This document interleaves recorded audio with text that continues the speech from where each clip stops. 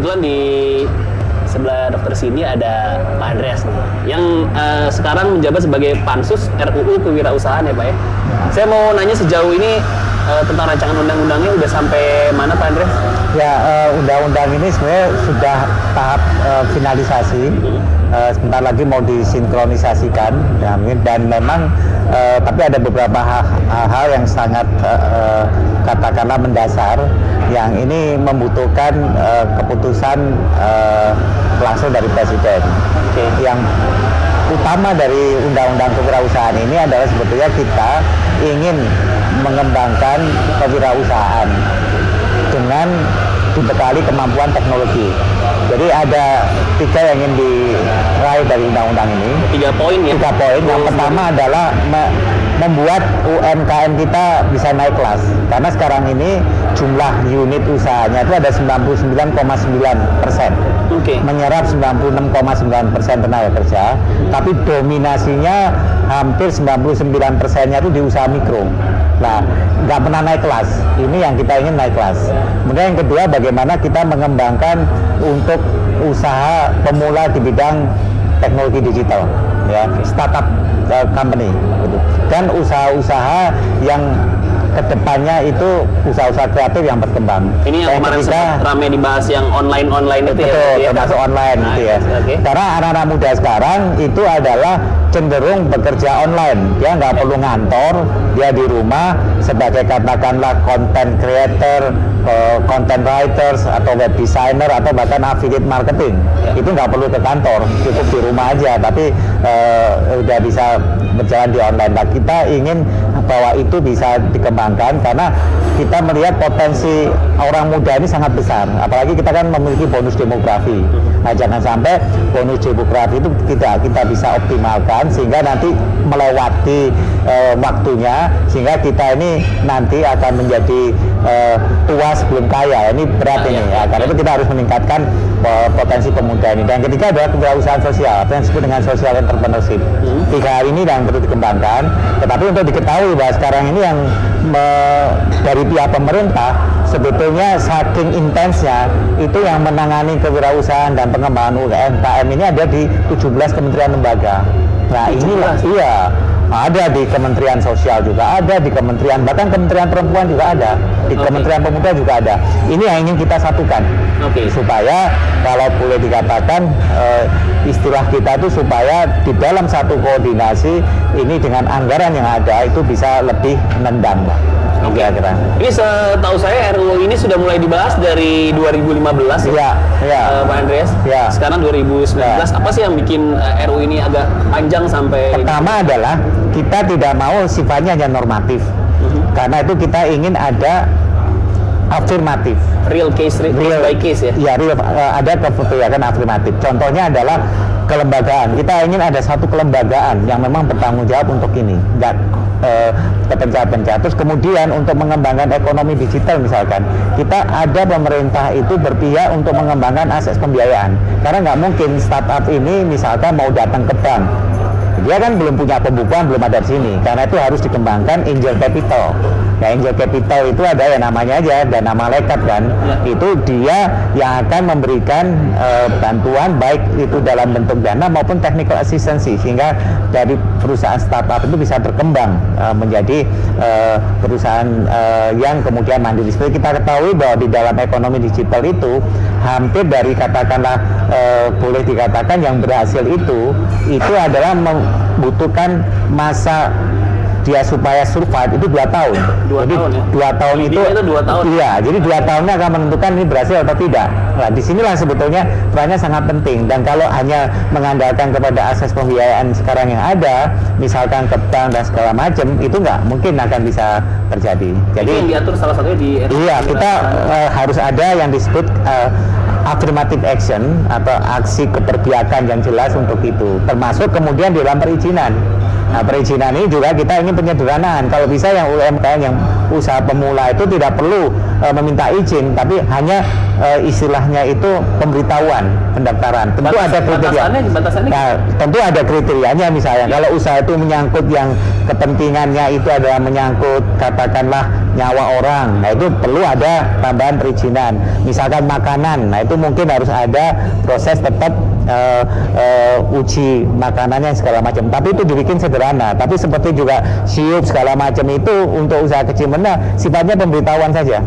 Oke. Ini yang berupa bagian dari affirmative action, dan ini memang sebetulnya akan memangkas pola berpikir termasuk dari birokrasi sendiri, karena birokrasi ini harusnya bukan dia itu justru malah bisa menjadi penghambat, tetapi pemerintah dalam hal ini harus bertindak bukan hanya sebagai regulator, tetapi juga sebagai katalisator dan akselerator.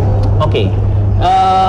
Untuk kepastian hukum sendiri diatur juga berarti. Tadi kan ada dari Dr. Cindy bilang soal perubahan regulasi yang selalu berganti, mungkin dari 2012 itu udah ganti periode anggota DPR juga, mungkin berubah lagi, pergantian presiden, pergantian ini.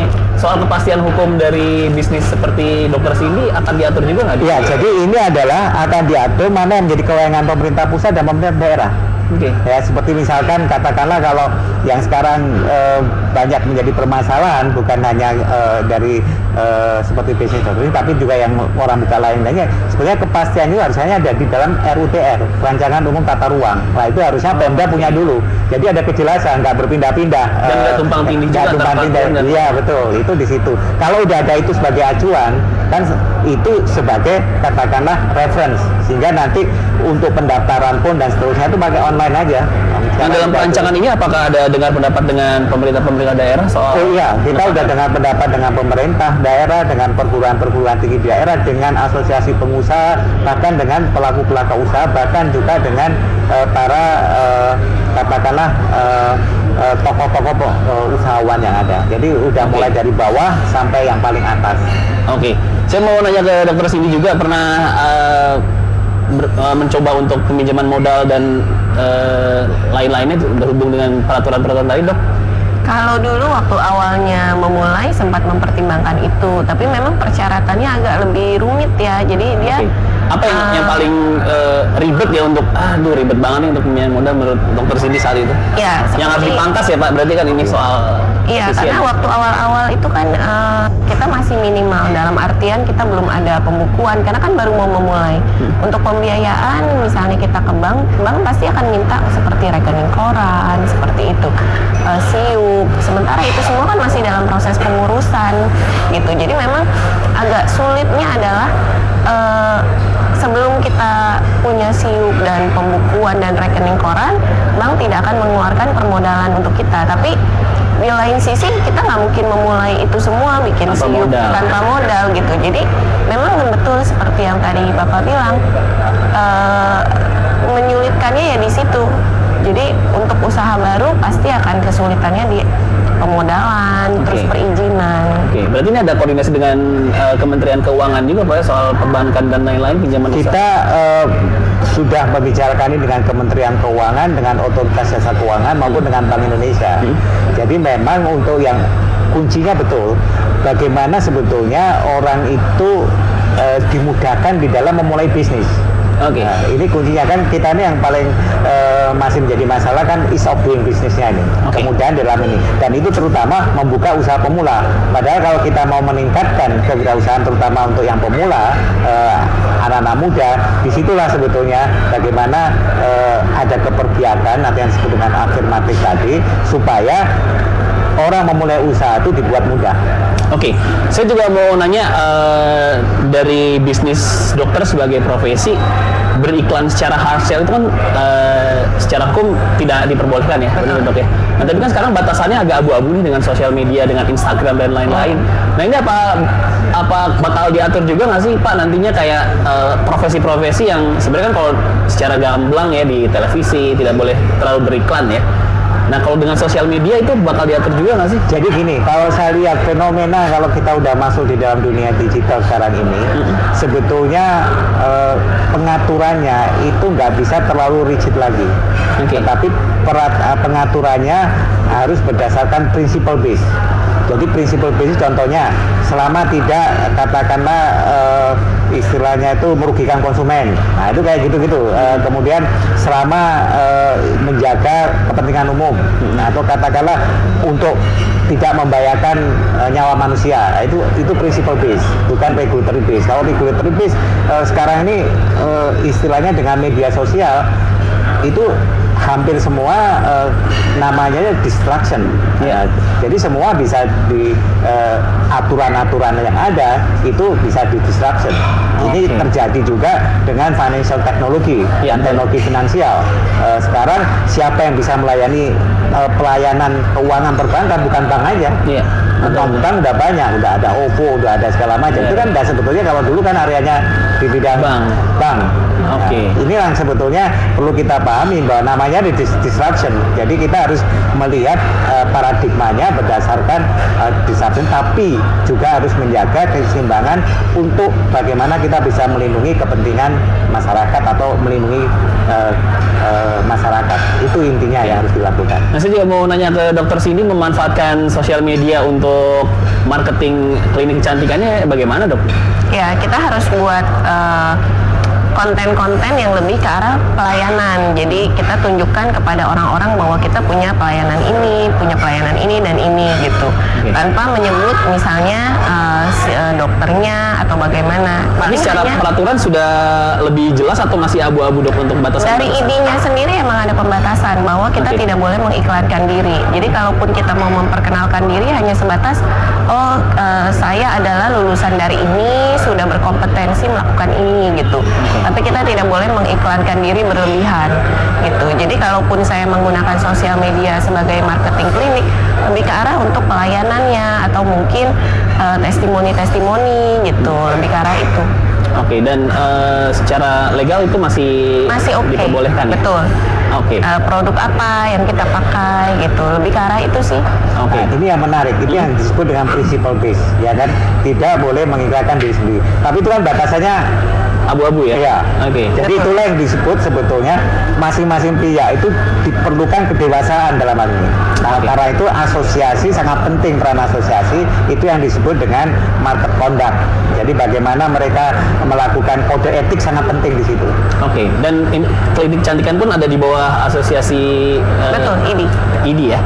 Nah, saya terakhir sebelum Pak Andreas kayaknya harus pergi ke tempat berikutnya ya. Maaf, beliau agak sibuk nih. Prolegnas udah masuk RUU Kewirausahaan ya, Pak Andreas. Berarti harusnya akan segera disahkan dong. Nah, ini kan kita sudah masuk di setengah tahun 2019 nih. Periode ini habis di Oktober ya? 30 September. Oh, September ya, di September. Nah, apakah akan selesai di sebelum 30 September atau bakal dilanjutin kebetulan Pak Andreas akan lanjut sih sebetulnya ya? Ya, kita berharap ya bahwa ini bisa selesai di akhir periode DPR ini sebagai warisan daripada atau legacy dari DPR ini. Namun seperti kita ketahui di dalam membahas undang-undang, DPR ini juga tergantung dari pihak pemerintah. Karena persetujuannya kan harus dilakukan bersama oleh pemerintah. Misalnya tentang kelembagaan. Ya, kelembagaan itu misalkan apakah bagaimana kita katakanlah tadi mengkonsolidasikan 17 tadi ya, ditarik kewenangannya ya, termasuk alokasi anggarannya menjadi satu atau sifatnya hanya koordinatif. Lah ini yang sebetulnya tergantung juga dari pihak pemerintah. Terus kemudian tadi memangkas perizinan itu, mana kewenangan daerah segala macam, kan kita perlu sinkronkan dengan undang-undang yang ada. Tapi kalau menurut saya kita harus membuat terobosan, karena kalau namanya udah zamannya disruptive ekonomi, disruptive teknologi, regulationnya pun juga harus disruptive regulation. Dan ini mungkin dengan perkembangan teknologi tahun depan akan ada perubahan lagi untuk mencakup teknologi yang Ya, terbarunya karena lagi? itu kita yang satu adalah prinsipalnya. Prinsipalnya ya. Prinsipalnya BIS yang sudah menjangkau ke depan. Makanya saya mengatakan peraturannya nggak bisa rigid lagi berdasarkan bukan hanya pengatur pemerintah, tetapi fungsi pemerintah selain sebagai regulator juga katalisator mempercepat bagaimana pengembangan bisnis itu bisa terjadi kewirausahaan dan sebagai akselerator. Jadi itu mempercepat di situ. Mempercepat ya. Ya. Kita pasti semua berharap semoga RUU ini segera disahkan untuk membantu calon-calon entrepreneur juga nih yang masih kuliah mungkin Pak atau SMA yang sudah mau mulai bisnisnya, supaya ada pertama kepastian hukum dan mendorong perekonomian juga ya, karena secara angka jumlah wirausaha di Indonesia masih sangat kecil dibandingkan populasi kita ya, dibanding apalagi negara-negara ASEAN ya Pak ya. Baik, terima kasih Pak Andreas, terima kasih sudah datang sini. Dokter sini masih sini ya. Abis ini saya masih punya satu narasumber lagi, ada Dr. Aris Mufti. Jangan kemana-mana, tetap di Generasi Mecin.